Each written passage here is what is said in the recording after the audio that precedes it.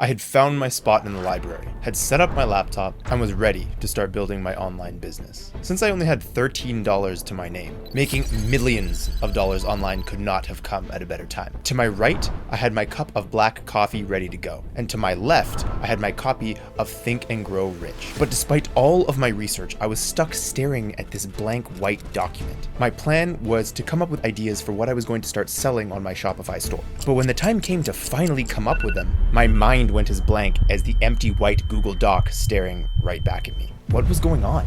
I thought to myself. Now was not the time to be drawing blanks. I had spent hours researching things that should have been able to help me. I had not such good grades in university. I had too little money in my bank accounts, and I had too little time to change these things. I was overwhelmed.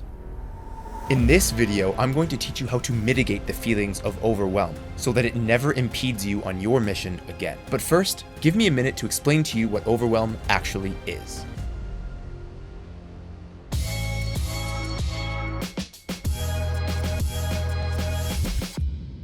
Scientifically speaking, most overwhelm or stress boils down to something called allostatic loads. Allostatic load refers to the cumulative buildup of stress from life demands on an individual. Think of it as the cost your body pays over time when constantly trying to adapt to new challenges and stressors. Now, while the concept allostatic load typically refers to physical stress on the body, it also applies to cognitive stressors on the brain. Now, when we consider allostatic loads in terms of cognitive demands, it's about the mental wear and tear that occurs to the brain after long or repeated stressors. Let's imagine your brain as a complex, high-performance computer. When we're under stress, it's as if we're running multiple, very demanding programs at once. At first, your brain, like a supercomputer, is able to manage all of these tasks pretty well. But continuous operation under these conditions leads to both mental strain and fatigue. This relentless cognitive load can begin to weigh on the brain and affect various mental functions. For instance, you might find it harder to concentrate, remember things, or even focus in general. Again, it's very similar to the supercomputer that's beginning to slow down and overheat because it's being overworked. And this was exactly the way I felt sitting in that library all those years ago. Eventually, as these mental demands persist without adequate rest or coping mechanisms, the brain's capacity to handle them effectively begins to dwindle. Now, this is the root behind your feelings of overwhelm. In essence, the cognitive aspect of allostatic loads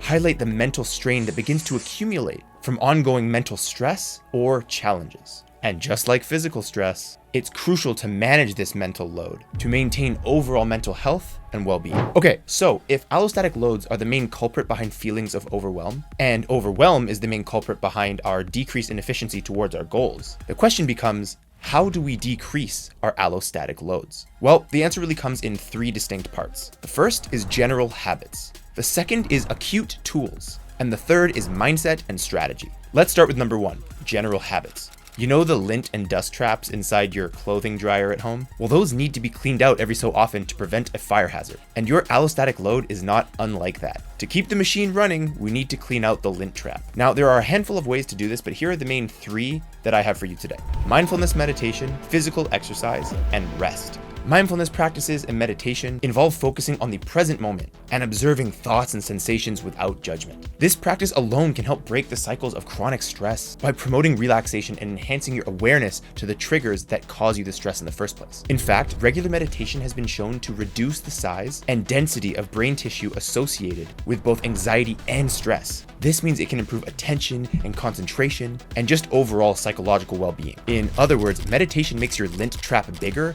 allowing you to handle more allostatic load. Next up was physical exercise. As we all know, physical activity is a powerful stress reliever. It not only helps in maintaining physical strength, but also has significant impacts on mental health. Exercise increases the brain's production of endorphins, one of the brain's feel-good neurotransmitters, which can end up acting like a natural anti-anxiety treatment. Specifically, activities like lifting weights, walking, jogging, yoga, or any form of aerobic exercise can be particularly beneficial.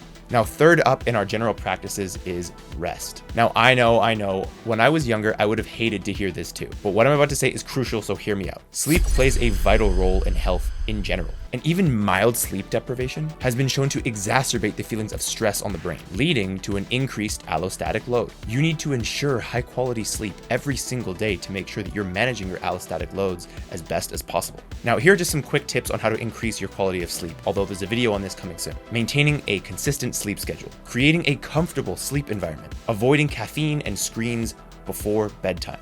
All of these by themselves, but especially together, can significantly increase the quality of your sleep. All right, so now you have 3 general habits that you should be using in order to increase your brain's resilience to allostatic load. But sometimes, again, as we both know, sometimes allostatic loads can creep up on you, causing inescapable feelings of stress. These feelings immediately halt any progress towards building a business or pursuing your mission. So here is the scientifically most potent tool that you can use to acutely decrease allostatic loads in the moment: breath work.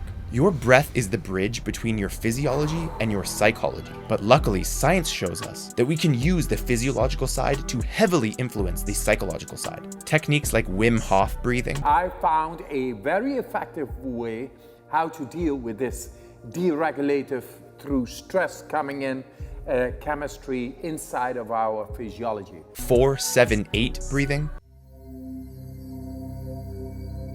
And other types of intentional breathing techniques have been shown to have powerful effects on immediately calming the brain. Below are quick guides on how to do both Wim Hof and 4-7-8 breathing, so just pause the screen right here if you want to read them and learn how to do them yourself. Finally, we arrive at the last component for how to manage our allostatic loads and thereby feelings of overwhelm: mindset. As you remember from earlier in this video, one of the crucial tools in mitigating the buildup of allostatic load is sleep. Well, when we wake up, that is when we are the most recharged for the entire day that we're going to be for the entire day. Throughout the day, things are going to come into our minds and contribute to our allostatic load. Therefore, I want to introduce you to a concept: eating the frog.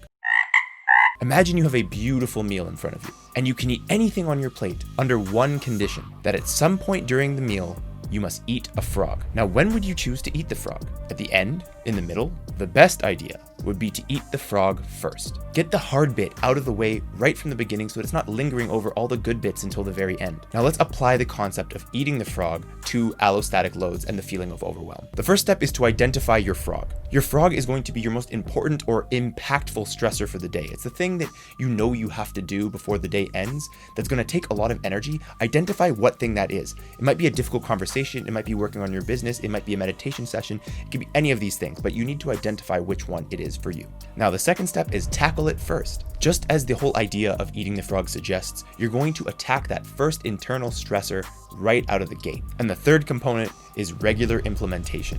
If you consistently face your biggest stressor first thing in the day, when you're fresh, right after you get up, you are going to eradicate what would have been the largest stressor, the largest contributor to your allostatic load and your feelings of overwhelm for that day. This is going to allow you to build momentum that day after day, week after week, month after month, and year after year is going to get you to your goals.